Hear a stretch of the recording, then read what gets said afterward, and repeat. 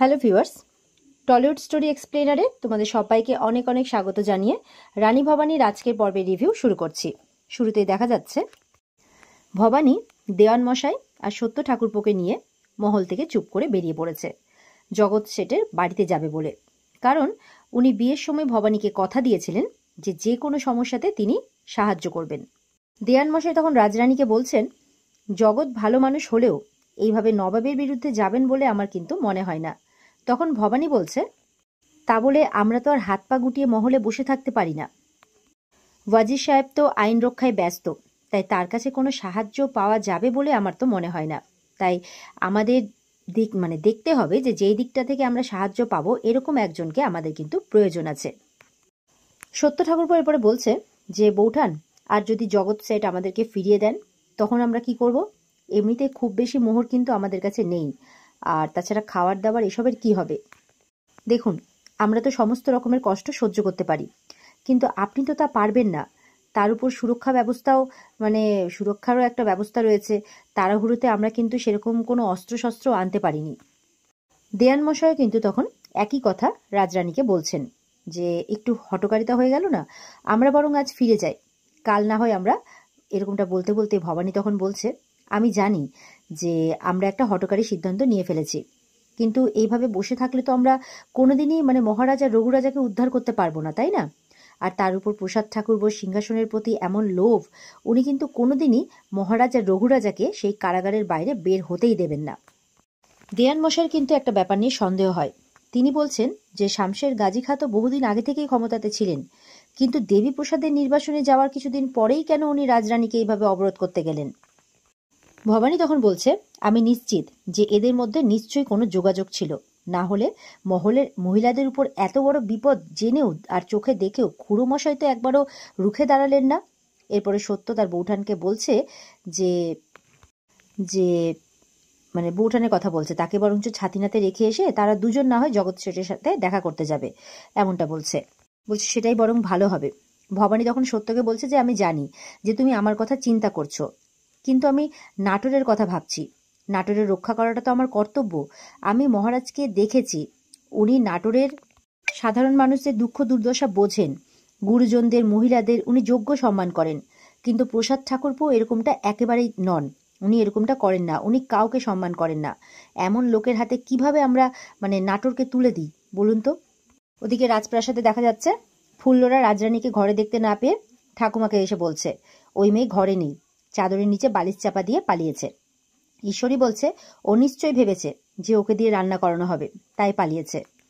পিসিমার কিন্তু তখন ভবানীর উপর সন্দেহ হয় আর বলছে, না, এই মেয়ে তো রান্নার ভয়ে পালানোর মেয়ে নয়, ও নিশ্চয়ই প্রসাদের বিরুদ্ধে কিছু একটা করার জন্য পালিয়েছে। এরপর ঠিক করেন যে দাসীদের মধ্যে যে সবচেয়ে কাজের লোক তাকে একবার জিজ্ঞাসা করে দেখবে।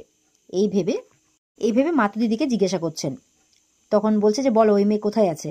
মাতু দিদি হাত জোর করে ঈশ্বরের নামে শপথ করে বলছে তিনি কিচ্ছু জানেন না। ঈশ্বরী এরপর পিসি ঠাকুমাকে বলছে, সময় থাকতে থাকতে না আমাদের প্রসাদ দাদাকে এই খবরটা দিতে হবে। ওদিকে দেখা যাচ্ছে সত্য আর দেয়ান মশাই দুজনেই রাজরানীকে বলছে মহারাজ আর রঘুরাজাকে মুক্ত করতে তাদের অনেক অর্থ দিতে হতে পারে। সত্য বলছে সে না হয় তার বাবা মশাইয়ের সাথে গোপনে যোগাযোগ করবে। ভবানী তখন তার গায়ে মোড়া সেই চাদর জড়িয়ে গায়ে যে চাদরটা জড়িয়ে রেখেছিল সেই চাদরটা সরিয়ে দেখাচ্ছে যে সে সেই কথা ভেবেই কিন্তু গায়ে অনেক গয়না পরে এসেছে। এটা দেখে তো দেয়ান মশাই সত্য খুব অবাক হয়ে যায়। সত্য আর দেয়ান মশাই এরা সবাই কিন্তু রাজরানীকে এত গয়না পরে থাকতে দেখে খুব ভয় পাচ্ছে। পাইকদের বলছে কোনো আগ্নেয়াস্ত্র এনেছে কিনা, কিন্তু ওরা বলছে যে তাড়াহুড়োতে তো তারাও কিছু আনতে পারেনি। ভবানী তখন দয়ারাম দাদাকে বলছে, আপনি চিন্তা করবেন না, মা ভবানীর নাম নিয়ে যখন বেরিয়ে পড়েছি তখন তিনি সমস্ত বিপদ টলিয়ে দেবেন।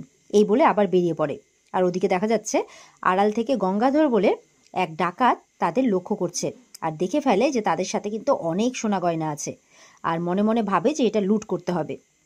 ওদিকে মহলে কিন্তু ভবানী যে মহলে নেই এই ব্যাপারটা পিসি ঠাকুমা, ইন্দুর ঈশ্বরী, ফুল্লরা এরা সবাই দেবীপ্রসাদকে ডেকে জানায়।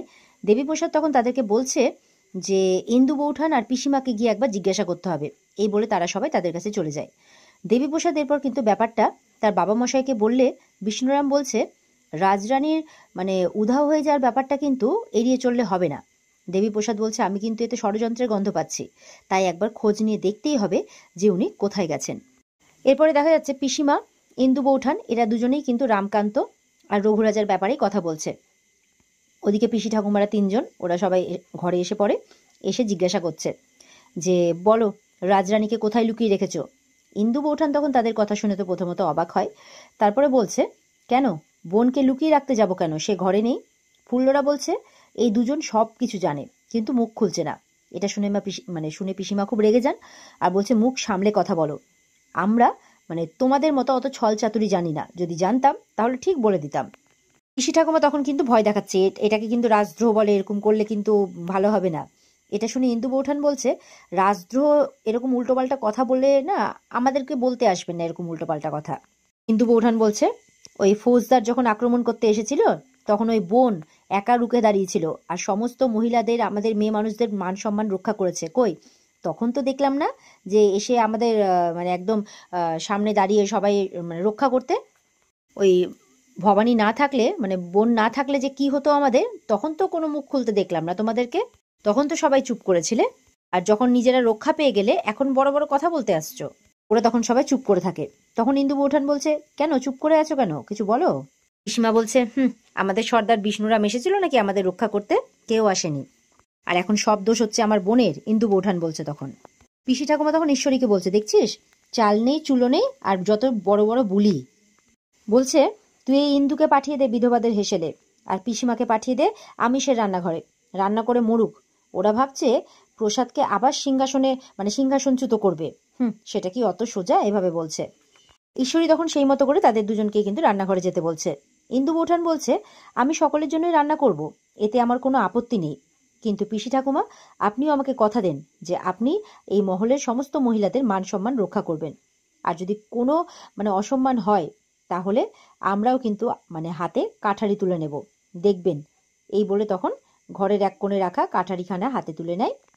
সঙ্গে সঙ্গে তখন পিসিমা, কুমুদিনী আর বাকি দাসীরাও কিন্তু হাতে কুঠারি নিয়ে এসে কাটারি আর কি নিয়ে এসে সবার সামনে দাঁড়িয়ে পড়ে। পিসি ঠাকুমা তো দেখে ভয় পেয়ে যায় আর বলছে বাবা এই মেয়ে তো মহলে ডাকাত দল বানিয়ে রেখেছে। পিসিমা বলছে না ডাকাত নয়, বৌরানী আমাদের লড়তে শিখিয়ে গেছে, তাই সে যখন নাই আমাদের রক্ষা আমরা নিজেরাই করে নেব, নিজেদের আত্মীয় পরিজনদের খাওয়াবো আর খুশি মনেই রান্না করব, তাই বলছে।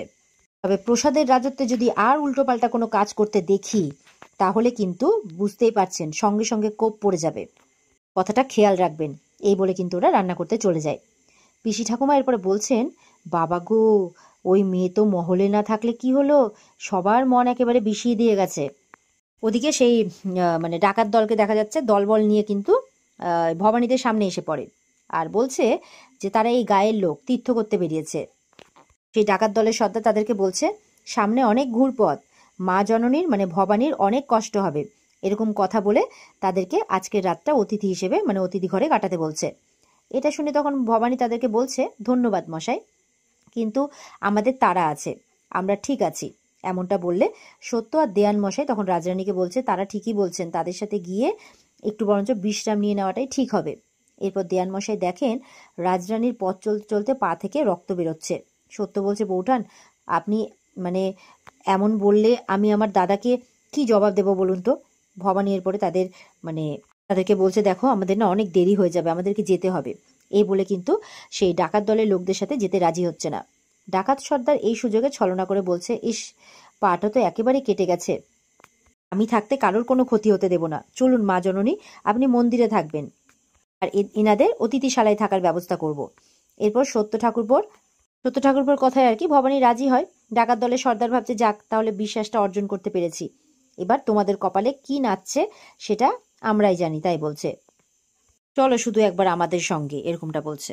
ভবানী মনে মনে মা ভবানীকে বলছে যে তোমার মহিষাসুর মর্দিনী রূপের পুজো করেছিলাম, অকাল বোধন হয়েছে, এই দুর্গম পথ তুমি অতিক্রম করিয়ে দিও মা, তোমার দেখানো পথেই চলছি, তুমি সমস্ত বিপদ আপদ থেকে মুক্ত করো, মুক্ত রেখো, এমনটা প্রার্থনা করছে। আমার শুধু তোমার কাছে এইটুকুই প্রার্থনা। এই বলে ওরা কিন্তু ডাকাত সর্দারদের সাথে চলে যাচ্ছে। তখন ওদেরকে মন্দিরের সামনে নিয়ে আসে, বলছে যে এই যে আমাদের মায়ের মায়ের মূর্তি, মায়ের কাছে যা প্রার্থনা করা যাবে মা সবার প্রার্থনা শোনেন আর কি, সবার মনস্কামনা পূর্ণ করেন। ভবানী বলছে আমার মায়ের কাছে কিছু চাওয়ার নেই, আজকে সারাদিন অনেক কিছু গেছে, অনেক ধকল গেছে। সারাদিনের পর যে মায়ের এই মুখখানা দর্শন করলাম, এতেই সমস্ত ক্লান্তি আমাদের কেটে গেল, তাই বলছে। বড় শান্তি পেলাম। বলছে সত্যি আশা করিনি যে তোমার দর্শন পাবো এমন সময়, তাও আবার এই ঘন জঙ্গলে। আর ডাকাত সর্দার কিন্তু একদম দেখছে, একদম চোখ বড় বড় করে ভবানীকে। ডাকাত মনে মনে ভাবছে, এই ডাকাত কি ভেবেছিল তোমার দেখা মিলবে, সব মায়ের ইচ্ছে। তো এরকমটা ভাবতে ভাবতে এখানে আজকের পর্ব শেষ হয়ে যায়। এই ছিল আজকের পর্বের রিভিউ। ভালো লেগে থাকলে পর্বকে লাইক কমেন্ট করে জানাতে ভুলবে না, আমাদের সাথে জুড়তে চ্যানেলকে সাবস্ক্রাইব করতে ভুলবে না। দেখা হচ্ছে তোমাদের সাথে আগামীকালকে। সবাই খুব ভালো থাকবে। আজকের মতো পর্ব এই পর্যন্তই। টাটা।